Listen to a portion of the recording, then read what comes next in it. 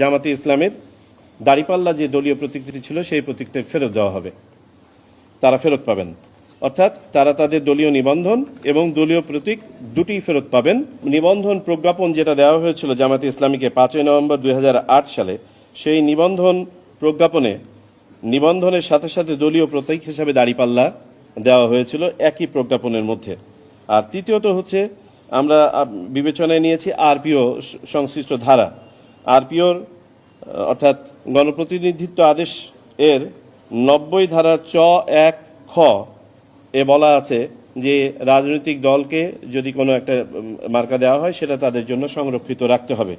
এই বিষয়টি নিয়েছে। এখন এই সব কিছু বিবেচনায় নিয়ে নির্বাচন কমিশন সিদ্ধান্ত নিয়েছে যে জামাতে ইসলামের দাড়িপাল্লা যে দলীয় প্রতীকটি ছিল সেই প্রতীকটা ফেরত দেওয়া হবে, তারা ফেরত পাবেন।